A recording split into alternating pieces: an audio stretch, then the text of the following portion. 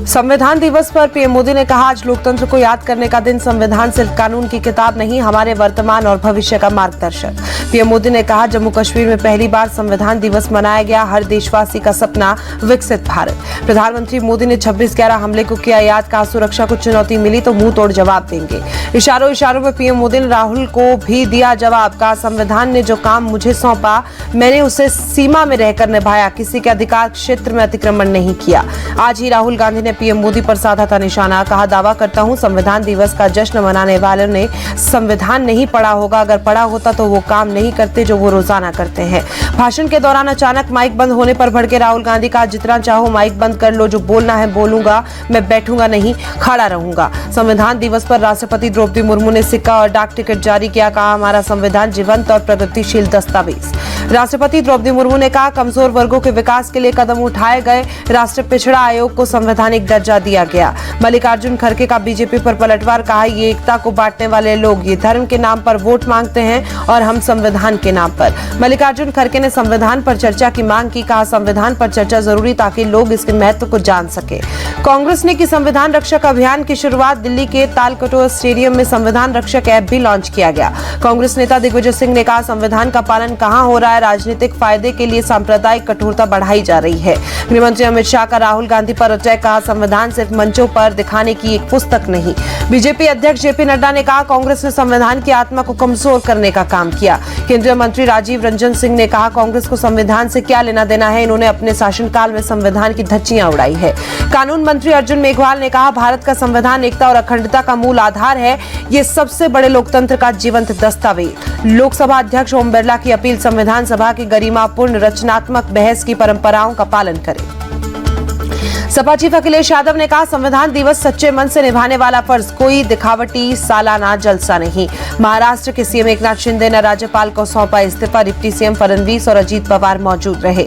शपथ ग्रहण में हो रही देरी पर बोले महाराष्ट्र बीजेपी अध्यक्ष चंद्रशेखर बावनकुले, अगले 2 दिन में केंद्रीय ऑब्जर्वर आएंगे, फिर फैसला होगा, महाराष्ट्र जाएंगे केंद्रीय ऑब्जर्वर। महाराष्ट्र के नए मुख्यमंत्री के लिए देवेंद्र फडणवीस का नाम लगभग तय, सूत्रों के मुताबिक पूरे 5 साल के लिए होगा कार्यकाल।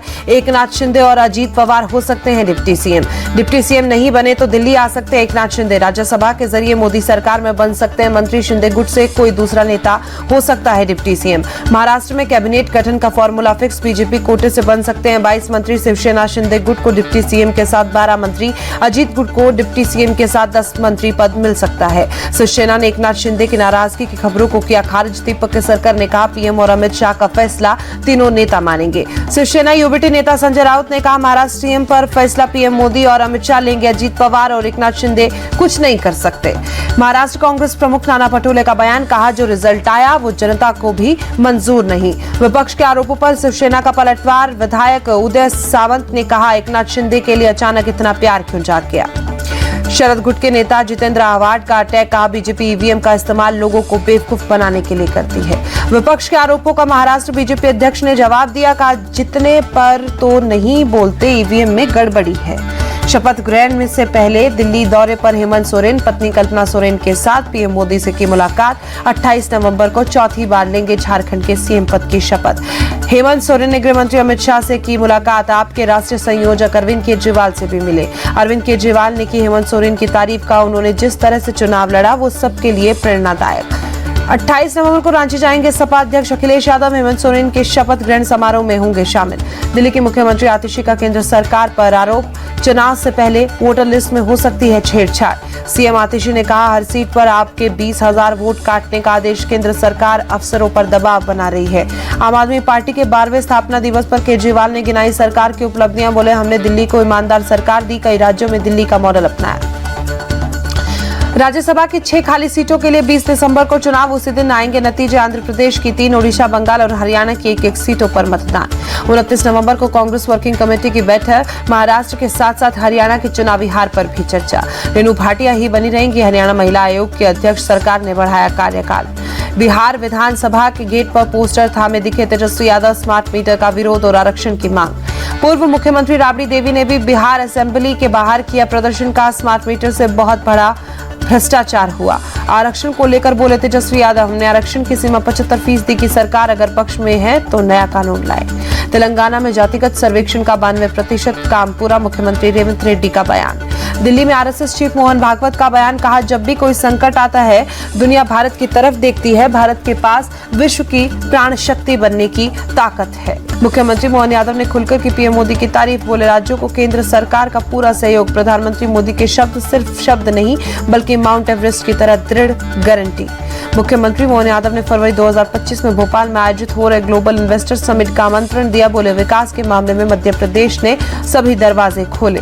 लंदन में मोहन यादव ने बाबा साहेब अम्बेडकर की प्रतिमा पर किया माल्यार्पण, अपनी पढ़ाई के दौरान जिस घर में रहते थे अम्बेडकर वहां पहुंचे मोहन यादव। राहुल गांधी की ब्रिटिश सिटीजनशिप का मामला, हाईकोर्ट ने गृह मंत्रालय को 3 सप्ताह में जवाब दाखिल करने को कहा। हिंसा के 3 दिन बाद संभल के जामा मस्जिद से अनाउंसमेंट, लोगों से अपील, शांति से सर्वे हो गया, आप माहौल खराब ना करें। हिंसा पीड़ितों से मिलने संभल जाएंगे राहुल गांधी, सपा के प्रतिनिधिमंडल को नहीं मिली इजाजत। अखिलेश बोले क्या छुपाने के लिए हमें वहां जाने से रोका। संभल मामले पर मौलाना महमूद मदनी ने चीफ जस्टिस संजीव खन्ना को लेटर लिखा, सुप्रीम कोर्ट से मामले का संज्ञान लेने की अपील की। संभल हिंसा पर योगी सरकार के मंत्री नितिन अग्रवाल का दावा, कहा तुर्की और पठान के विवाद ने शांति भंग की, हिंसा वर्चस्व की राजनीति का नतीजा। अखिलेश के आरोपों पर केशव मौर्य का पलटवार, जो खुद हिंसक हो ऐसी बातें ना करें, उपचुनाव के नतीजे से अखिलेश को मिर्च लगी। संभल बवाल पर डीआईजी मुनिराज का बयान, संभल में आज स्थिति सामान्य है, बाजार दुकानें खुली है, कोई दिक्कत नहीं है। कांग्रेस सांसद इमरान मसूद ने कहा संभल में हिंदू मुसलमान का झगड़ा नहीं, झगड़ा पुलिस बनाम मुसलमान। संभल हिंसा पर एफआईआर में सनसनीखेज खुलासे, लिखा एसआई की पिस्तौल छीनने की कोशिश हुई, आंसू गैस के गोले लूटे गए, भीड़ की तरफ से पुलिस पर फायरिंग भी की गई। संभल में सोची समझी साजिश के तहत पुलिस पर पथराव, एफआईआर के मुताबिक पुलिस वालों की पिस्टल छीनने की भी कोशिश, हॉकी स्टिक और डंडों से भीड़ ने पुलिस पर हमला किया था। सपा सांसद डिंपल यादव का बीजेपी पर तंज, का बीजेपी नहीं चाहती देश संविधान से न चले, संभल की घटना इसका उदाहरण है।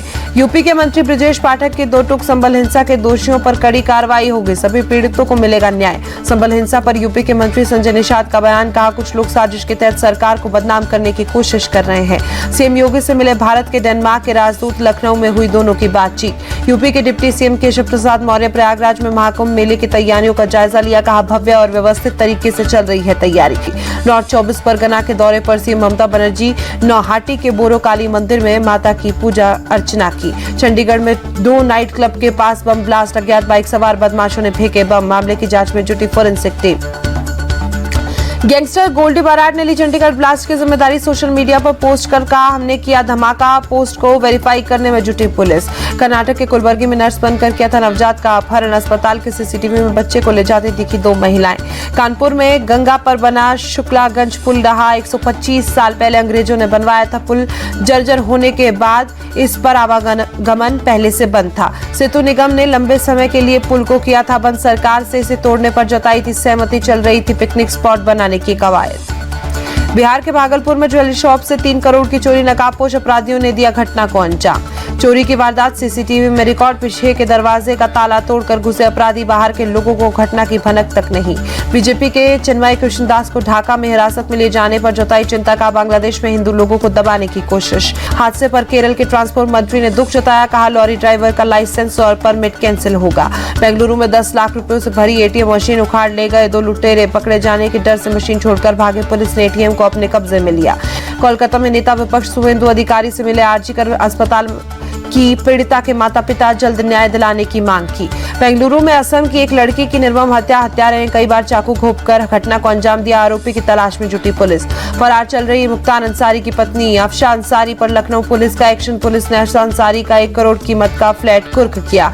तमिलनाडु के नागापट्टिनम और चेंदलपट्टू शहर में बारिश, कई इलाकों में जल जमाव, चेन्नई शहर के कई हिस्सों में तेज बारिश, माउंट रोड इलाके में सड़कों पर पानी भरा। 28 नवंबर तक तमिलनाडु की पुडुचेरी में भारी बारिश का अलर्ट, एनडीआरएफ की 7 टीमें तैनात। चिन्मय दास की बेल रिजेक्ट होने पर भड़के इस्कॉन के वाइस प्रेसिडेंट, कहा वो कोई आतंकवादी नहीं, बांग्लादेश में अल्पसंख्यकों की आवाज दबाने की कोशिश हो रही है। चिन्मय की गिरफ्तारी को वीएचपी ने भी बताया गलत, कहा देशद्रोह का आरोप लगाना गलत, वो कोई आतंकवादी नहीं है। आध्यात्मिक गुरु श्री रविशंकर ने कहा बांग्लादेश में अल्पसंख्यक हिंदुओं को निशाना बनाए जाने की घटनाएं चिंताजनक। कोलकाता में विधानसभा के सामने बीजेपी ने किया प्रोटेस्ट, चिन्मय दास की गिरफ्तारी को बताया गलत। बाबा बागेश्वर के हिंदुओं से अपील, एक हो जाओ और सनातन के सेनापति को रिहा करवाओ, वरना कोई हिंदुत्व के लिए आवाज नहीं उठाएगा। शेयर बाजार में थमी तेजी, सेंसेक्स 105 अंक लुढ़क कर 80,000 पर हुआ बंद। निफ्टी भी 27 अंक लुढ़का। अमेरिका डॉलर के मुकाबले रुपए 3 पैसे गिरा। $1 की कीमत 84 रुपए 32 पैसे। 29 नवंबर को चैंपियंस ट्रॉफी को लेकर आईसीसी बोर्ड की बैठक। टूर्नामेंट का शेड्यूल होगा फाइनल। आईपीएल की 10 टीमों में 3 टीमों के कप्तान अभी फाइनल नहीं। दिल्ली कैपिटल्स केकेआर और आरसीबी के कप्तान का नाम फाइनल नहीं। वर्ल्ड चेस चैंपियनशिप में डी गुकेश पहला मैच हारे। डिफेंडिंग चैंपियन डिग लिरेन ने हराया।